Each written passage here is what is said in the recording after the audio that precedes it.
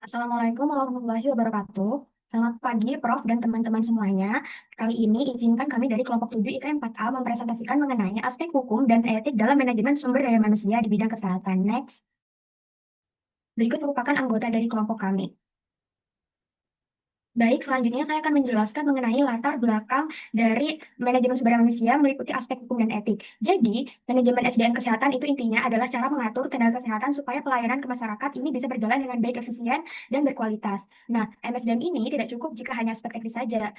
Tetapi, nakes itu bisa saja pintar, tapi kalau melanggar aturan atau tidak etis itu bisa menimbulkan masalah. Oleh karena itu, diperlukan aspek hukum dan etik di dalamnya. Nah, hukum itu akan mengatur pedoman dan apa yang boleh dan tidak boleh dilakukan, sedangkan etik mengatur bagaimana cara bersikap yang baik dan profesional. Next. Adapun tujuan dari pembelajaran topik aspek hukum dan etik dalam MSDM kesehatan. Ini bertujuan untuk memahami aspek hukum dalam manajemen SDM kesehatan, kemudian menjelaskan prinsip etik yang berlaku bagi tenaga kesehatan. Yang ketiga, mengidentifikasi penerapan aspek hukum dan etik di fasilitas Yankes. Kemudian yang terakhir, menganalisis tantangan serta solusi dalam implementasinya. Next. Selanjutnya, untuk dari aspek hukum sendiri merupakan seperangkat aturan dan ketentuan yang mengatur hubungan kerja antara organisasi dan tenaga kerja. Sementara itu, dalam konteks kesehatan sendiri, aspek hukum ini lebih ke rangka regulasi yang mengatur praktik tenaga kesehatan yang mencakup perizinan, standar pelayanan, serta tanggung jawab hukum, dengan tujuan menjamin pelayanan yang aman, bermutu, dan sesuai standar profesi. Ciri-ciri dari aspek hukum sendiri diantaranya bersifat mengikat dan wajib dipatuhi, memiliki sanksi hukum yang tegas, diatur dalam peraturan resmi, memberikan perlindungan hukum bagi tenaga kesehatan serta pasien, serta mengatur hak, kewajiban, dan tanggung jawab tenaga kesehatan. Dasar hukum SDM kesehatan di Indonesia sendiri ada lima. Yang pertama, Undang-Undang Nomor 17 Tahun 2023 tentang kesehatan yang mengatur sistem kesehatan secara menyeluruh. Sementara itu, untuk yang spesifik terhadap tenaga kesehatan sendiri diatur dalam Undang-Undang Nomor 36 Tahun 2014. Selain itu, terdapat surat tanda registrasi dan surat izin praktek untuk memastikan tenaga kesehatan tersebut layak untuk melakukan pelayanan kesehatan. Standar pelayanan dan fasilitas kesehatan juga diatur dalam berbagai Permenkes. Hak dan kewajiban tenaga kesehatan. Hak dari tenaga kesehatan itu diantara lain mendapat perlindungan hukum dalam menjalankan praktik, mendapat imbalan jasa yang layak, mendapat lingkungan kerja yang aman dan sehat, mendapat kesempatan pengembangan kompetensi, dan mendapat perlakuan yang adil dan tidak diskriminatif. Sementara itu, kewajiban yang wajib dilakukan oleh tenaga kesehatan antara lain memberikan pelayanan sesuai standar profesi dan SOP, mengutamakan keselamatan dan kepentingan pasien, menjaga kerahasiaan data dan kondisi pasien, memiliki dan mematuhi izin praktik, serta meningkatkan kompetensi secara berkelanjutan. Tanggung jawab hukum tenaga kesehatan ada tiga jenis. Yang pertama, tanggung jawab administrasi. Misalnya, pelanggarannya berupa praktik tanpa SIP atau STR yang tidak aktif. Selanjutnya, tanggung jawab data. Ini berkaitan dengan kerugian yang dialami pasien. Sementara itu, tanggung jawab pidana terjadi jika terdapat kelalaian berat atau kesengajaan dari tenaga kesehatan yang menyebabkan cedera serius atau kematian pada pasien. Dampak pelanggaran hukum sendiri ada lima. Yang pertama, legal consequences, berupa denda, sanksi, hingga proses hukum lainnya. Lalu, employee moral and trust, yaitu menurunnya semangat kerja, damage to reputation, atau menurunnya kepercayaan masyarakat, loss of competitive advantage atau kesulitan dalam menarik tenaga kerja berkualitas, dan operational disruptions atau terganggunya aktivitas organisasi akibat proses hukum dan pemeriksaan. Selanjutnya aspek etik.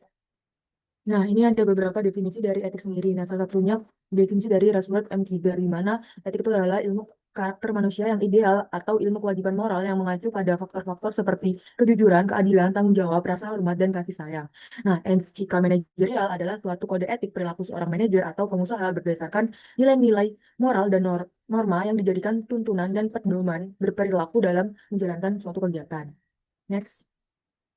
Nah, ini ada beberapa peran etika dalam manajemen SDM. Yang pertama yaitu menjamin keputusan yang adil dan bertanggung jawab, di mana etika itu menjadi dasar dalam setiap keputusan SDM seperti rekrutmen, promosi, penggajian, hingga pemutusan hubungan kerja. Ada juga melindungi hak karyawan dan mencegah diskriminasi.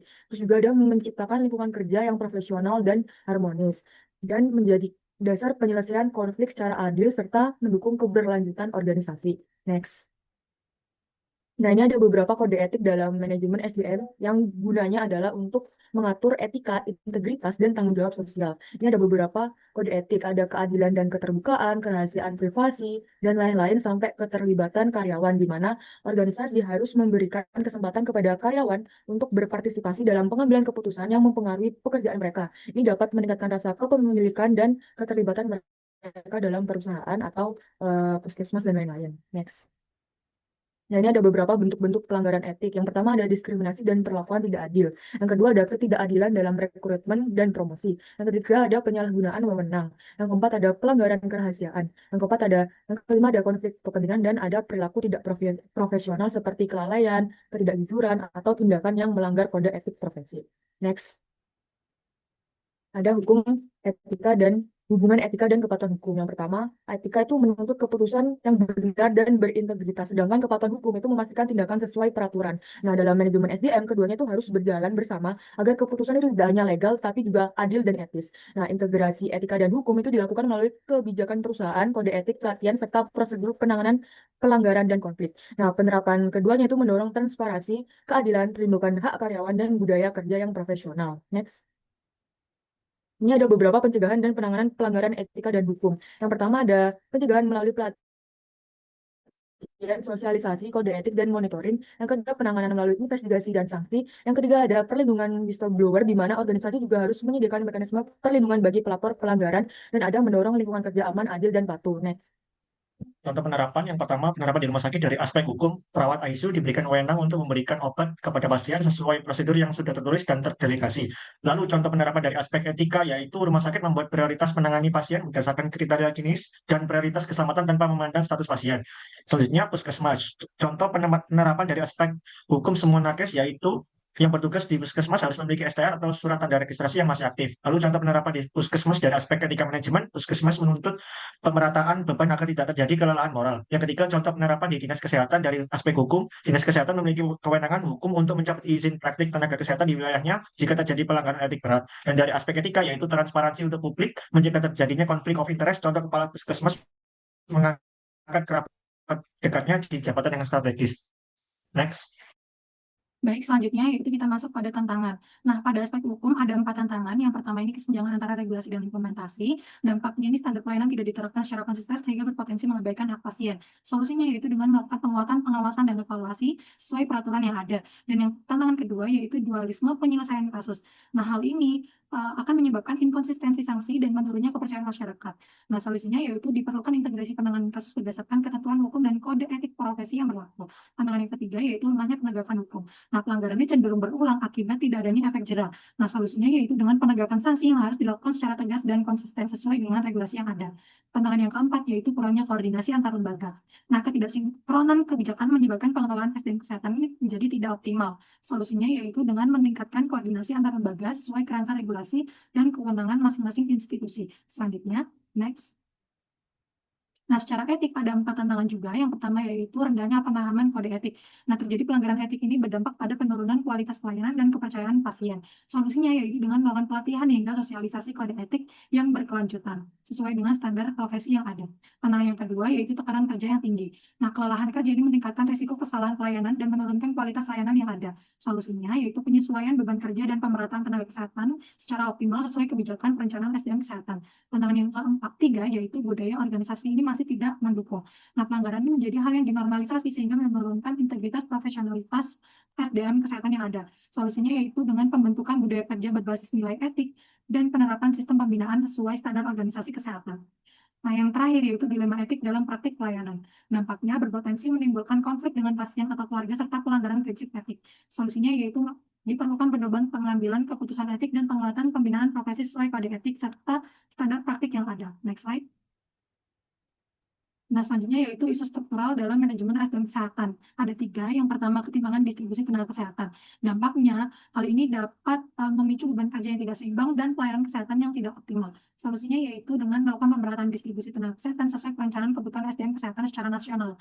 Tantangan yang kedua yaitu task shifting, yaitu pengalihan tugas tidak sesuai dengan kompetensi. Dampaknya, hal ini pasti melanggar hukum dan juga menurunkan mutu pelayanan kesehatan yang ada. Solusinya yaitu dengan penegasan kewenangan praktik dan penyesuaian penugasan sesuai standar kompetensi dan regulasi profesi. Tantangan yang terakhir yaitu kualitas SDM masih belum optimal. Dampaknya pelayanan tidak sesuai standar dan menurunnya mutu layanan kesehatan. Nah, solusinya yaitu dengan melakukan peningkatan kualitas mulai dari sistem rekrutmen hingga uji kompetensi yang berpedoman pada standar profesi dan regulasi kesehatan yang berlaku. Next slide. Selanjutnya studi kasus. Nah, untuk kronologi kasusnya sudah terlampir ya, yaitu terkait dengan pasien BPJS yang meninggal usai diduga ditolak oleh IGD RSUD Rasidin Padang. Next slide. Nah, yang selanjutnya kita akan melakukan pembahasan terkait dengan studi kasus yang tadi.